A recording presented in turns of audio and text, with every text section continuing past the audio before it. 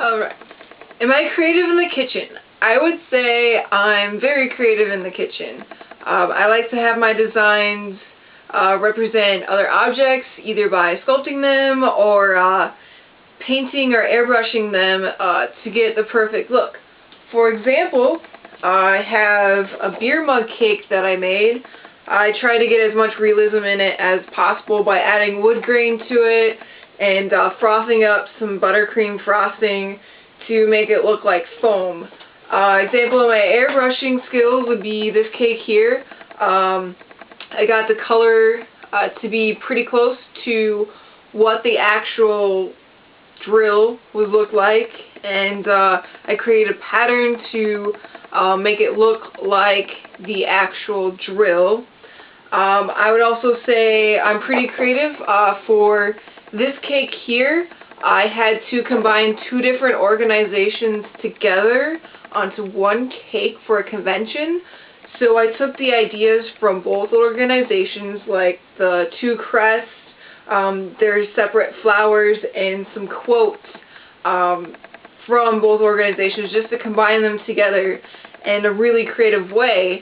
And I think I achieved that by doing the multi-layer cake and just combining the two organizations together in this manner. And I think this was a pretty creative representation of both organizations. So based on that, I would say I am extremely creative in combining like two separate ideas from, say, two clients who want the same cake. So I would be able to combine whatever they want onto that cake in a really creative manner, either by doing a shaped cake, somehow incorporating both ideas, or by airbrushing and all sorts of different techniques.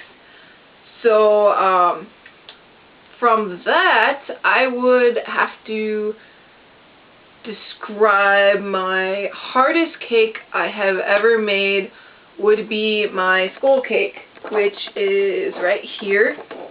I based this design off of a t-shirt.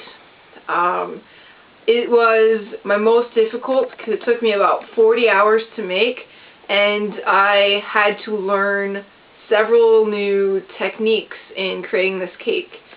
Some techniques that I learned were to make a gum paste crown. I had never made that before, so I had made that by making some some gum paste and cutting out a crown pattern, which I actually had to make the crown pattern for it, and just drying it on a Tupperware container and then adding some details and coloring after it was dry.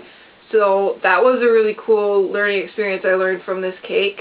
Also, I had to learn how to make sugar gems for the crown. I had never done that before, so I looked up on the internet how to make sugar gems. I bought a mold for it, and the very first time I made it, it actually turned out really well, so I was pleasantly surprised with my sugar gems. Another technique I had never done before is gelatin wings.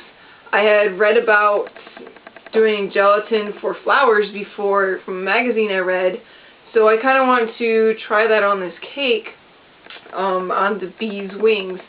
So I learned something from gelatin. It tends to dry up in the air a little bit, so I had to put the wings on right away for the delivery of the cake. So that was something I also learned from this cake. Just some other things that I did on this cake were to hand paint all the wood grain onto the skull. I had to create my own flower for the actual cake because I couldn't find out what kind of flower was trying to be represented on a t-shirt.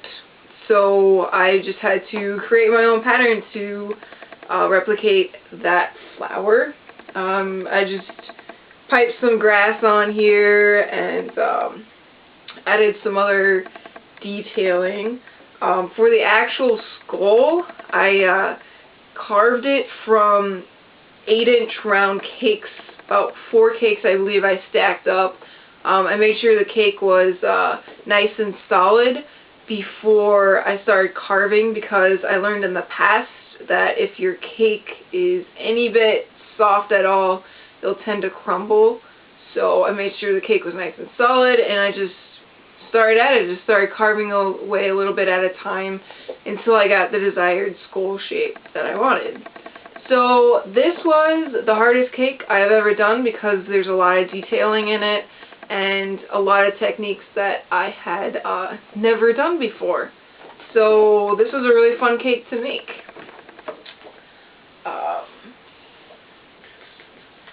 See, my favorite topic of conversation in a social setting would be talking about any kind of creative things. So like talking about I guess baking or sewing or cooking or anything like that. Just people talking about what they learned or what's going on.